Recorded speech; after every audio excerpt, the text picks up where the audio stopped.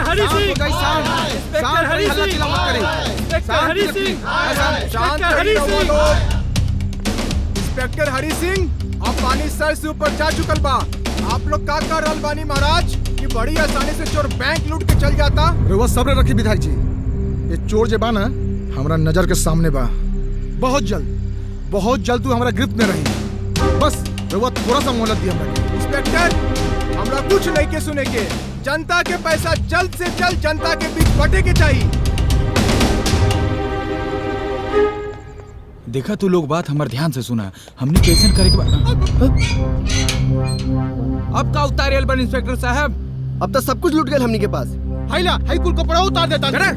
हाँ जैसन कर दी वैसन भरनी। तू लोग जीवन भर दूसरा केहू के ठग के माल इकट्ठा कइले बारा। आज तोहरा लोग के केहू और ठग लेलस त तकलीफ होता। आप जले पे काहे नमक छिड़कता नहीं इंस्पेक्टर साहब? जले पर नमक नहीं छिड़कत।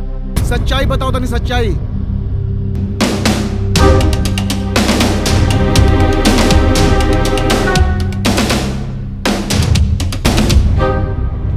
जब से हमनी गांव में आईनी है कुछ ना कुछ लुटाईनी है। बाकी हमने के पैनी है ना, सब कुछ लुटा गए, कपड़ा, पैसा, सोना, सब कुछ। बाकी तो हमनी की रिश्ता तो बनल ना। अरे वो सब तो ठीक बा, एगो घर लेनी तो वो भूतिया निकल गई। रात में अजीब अजीब डरावनी सपना आवता और दिन में कुछ ना होला। एगो अनाज के गोदाम लेनी तो अनाज गायब। एक मिनट, हमरा के तो लागता इस सब के पीछे एक आदमी के हाथ बा। हाँ बिहारी करेक्ट।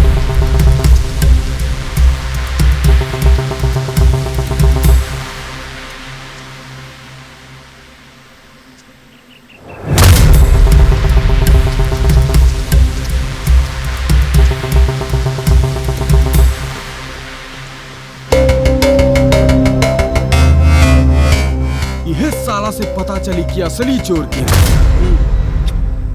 कसम दलाली के। पाब्लो जबलो, पाब्लो जबलो। अरे के हल्ला करता हो? बाके पाब्लो, बॉस कहाँ बड़े? बॉस तो अपना अड्डा पे पड़े। अरे ये तो वही लोग बाड़े जो मंदिर से मुकुट चुरावे की बात करत रहे। हाँ उहे तो बाड़े। अब कड़ी से कड़ी जुड़त जाई और असली चोर सामने आई। तो तू लोग कहाँ जात पाड़ा? हमनी के व्यवस्था में जाता नहीं। कैसन व्यवस्था? अरे पूरा व्यवस्था बा मर्दे, एकदम नाच गाना एकदम सब। बाके तू चल बेका देखे। कसम दलाली के देखी और पूछ चला हाँ चलेंगे। अच्छा चला चलेंगे। ए सब केहू चारों तरफ नजर रखिए।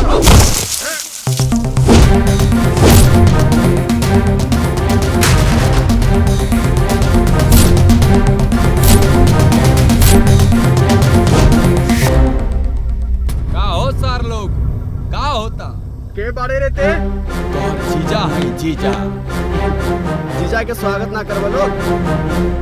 जीजा अब देख तो और पिज्जा कैसे बनावत नहीं। ए हमारे सालन के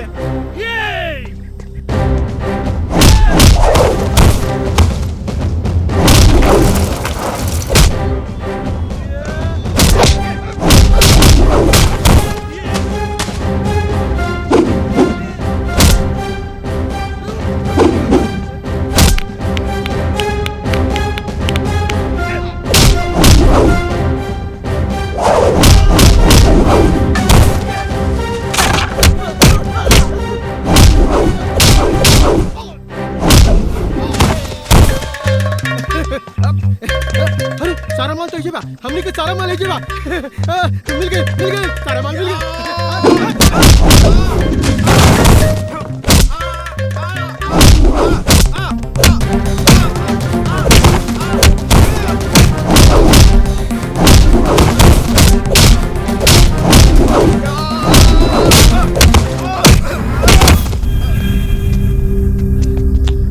भाग गए सारे सब।